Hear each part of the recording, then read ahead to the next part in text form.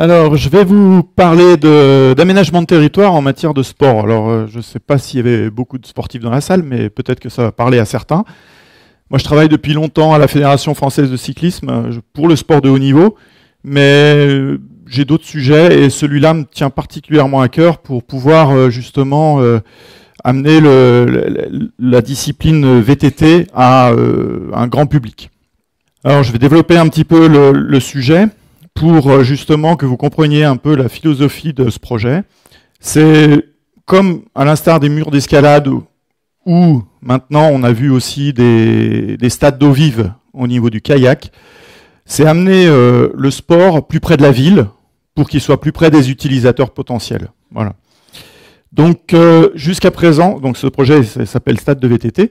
Jusqu'à présent, la Fédération française de cyclisme avait des sites VTT qui se sont développés depuis maintenant une trentaine d'années. Donc ça fait quand même c'est un sport jeune, mais c'est aussi quand même étudié depuis un certain temps. On s'appuie à la fédération sur tout ce qui est les ventes de vélos encore aujourd'hui et qui sont en développement, surtout au niveau du vélo assistance électrique.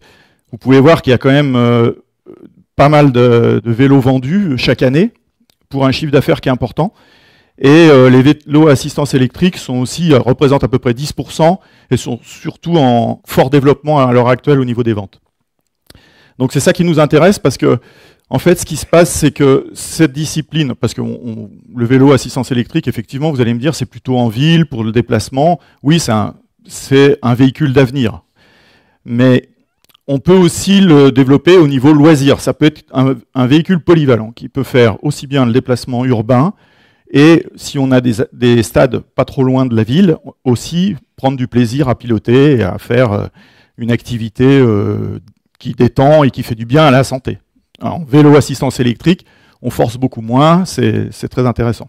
Donc, jusqu'à présent, les sites VTT de la Fédération française de cyclisme se basaient sur un développement qui était plutôt celui des clubs, des territoires où on avait des chemins, on partait faire 20 km en pleine nature. Et puis des fois, quand on ne retrouvait pas de panneaux, on se paumait, quoi. Donc c'est vrai que il y avait un développement intéressant, mais aussi lié à l'entretien et aux gens qui participaient dans les clubs à mettre en place ces sites.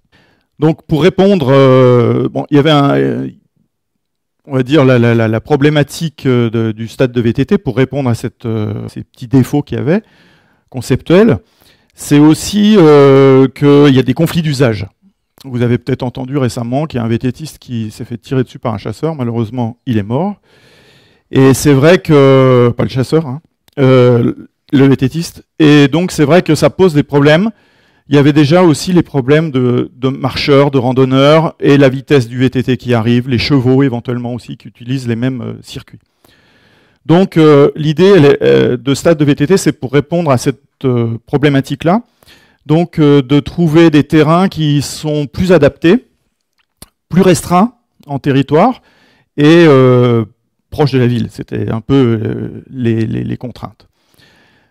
On a des exemples depuis... Moi, j'ai pas mal voyagé par rapport à la discipline, et c'est vrai qu'en Nouvelle-Zélande, il y a plus d'une dizaine d'années, j'avais déjà vu un concept que vous pouvez voir là sur la carte.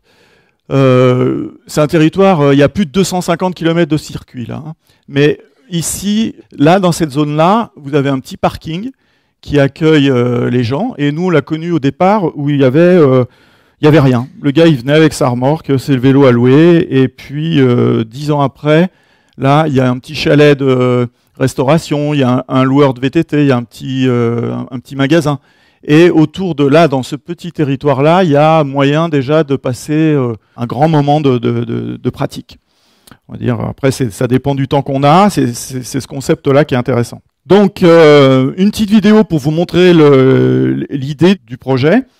C'est une vidéo qui a été faite dans Pays de Galles sur un site qui est aidé par le développement de la forêt là-bas. Et ils font des aménagements.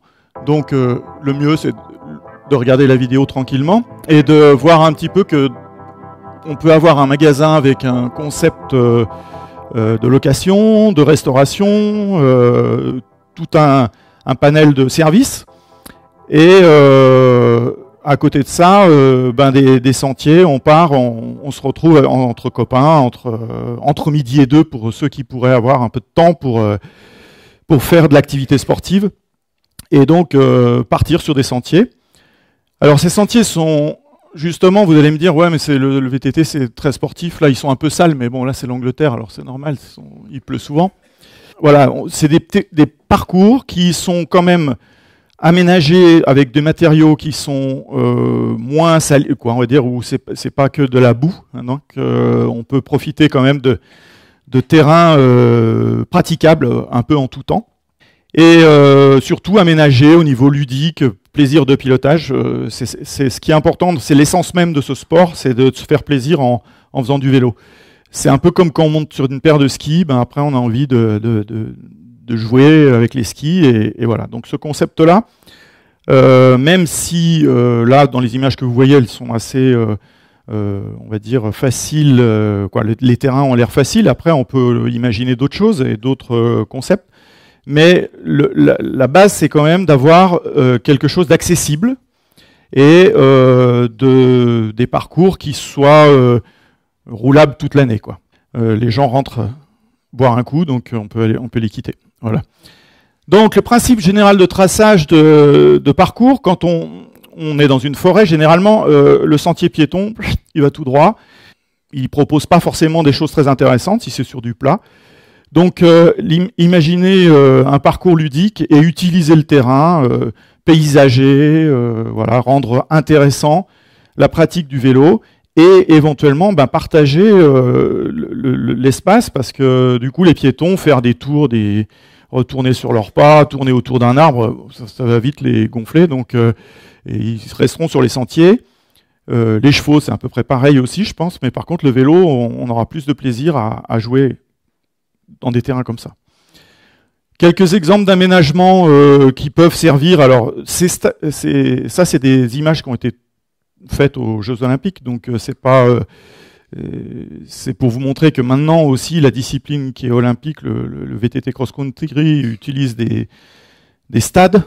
Ils font des espaces plus intéressants pour suivre l'événement. Donc vous avez des aménagements, tout ça, ça a des éléments rapportés, donc ça peut servir pour une compétition, mais aussi ça peut être des aménagements loisirs, plus freeride, on va dire. Voilà, il y a moyen de faire plein de choses.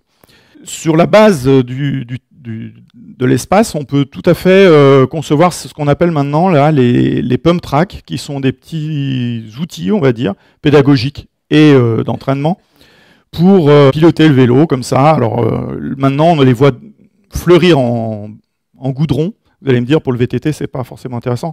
Non, ce qui est intéressant, c'est que vous avez aussi une pratique qui est possible avec d'autres choses qu'un vélo, comme les trottinettes. On voit plein de jeunes pratiquer, ou skate même. On voit plein de jeunes pratiquer sur ces bases-là. Donc on peut voir sur l'image ici, vous avez des terrains de tennis à côté, donc on peut y greffer un départ. Voilà, ça peut être le centre névralgique du projet. Et donc amener un petit peu plus de monde. Bon, j'ai pris un exemple d'aménagement de territoire. C'est mon rêve, donc je vais vous le faire partager. Il y a des zones qui sont potentiellement intéressantes, que j'ai mises en vert là. On va s'intéresser à la troisième, pour prendre un exemple d'aménagement. À quoi ça peut ressembler? On fait un zoom encore. On a donc une route une route ou chemin forestier qui traverse la forêt avec plein de petits sentiers partout. Et ça, quand on se promène dans ce terrain en vélo, des fois on rencontre plein de gens et c'est compliqué. Prudent, mais le fait de surfréquenter des zones peut amener un conflit d'usage, j'en ai parlé tout à l'heure. Donc l'idée, c'est de faire ce projet sur un petit territoire pour concentrer l'activité. Un zoom sur ce petit territoire, donc là, en l'occurrence, si on prend cet exemple-là, vous retrouvez les terrains de tennis, le petit chalet qui pourrait être ici, et une zone accessible avec les chemins forestiers. Donc, on pourrait concevoir des petites boucles de parcours de niveau vert pour tourner autour du départ, du point de départ, qui serait facilement réalisable par des petits même. Hein. Maintenant, on fait beaucoup pour les enfants. La fédération a commencé à développer des licences et des cours pour les petits andrésiennes, parce que c'est intéressant d'apprendre à faire du vélo assez jeune. Et voilà, donc ça pourrait aussi se réaliser avec des tout petits vélos pour des enfants en bas âge. Ensuite, dessus, on peut greffer des petits parcours bleus qui étayeraient un peu les parcours verts, quand les gens se sentiront un peu à l'aise de pouvoir aller faire autre chose. Pareil, on continue, on développe le réseau pour aller jusqu'à éventuellement faire des zones au niveau plus technique qui se grefferaient sur les parcours. Donc tout ça pourrait faire un site de compétition après, éventuellement aussi, parce que on a le ministère des Sports, même le gouvernement, là maintenant, qui a choisi que Paris soit candidat pour 2024. Donc ça fait partie des projets. Il y aura un stade de VTT dont le projet il est là.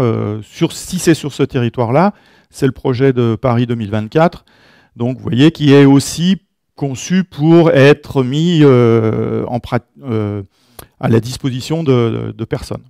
Donc c'est pas qu'un projet compétition, parce que la fédération tout de suite aura peut-être la connotation de vouloir faire du sport de haut niveau. Il y a vraiment des projets de développement et d'accessibilité à la pratique vélo. Donc ces projets-là, on n'en a pas encore qui sont réalisés vraiment, on va dire, on a des échantillons dans certaines zones, mais on n'a pas vraiment de projet concret et c'est vraiment tout l'enjeu qu'on a. La plaquette qui est là vient de sortir et c'est vrai que c'est pour aider les porteurs de projets dans les régions ou les villes pour avoir toutes ces infos et comment on peut développer cette activité-là. Voilà, je vous remercie de votre accueil. Bonne soirée.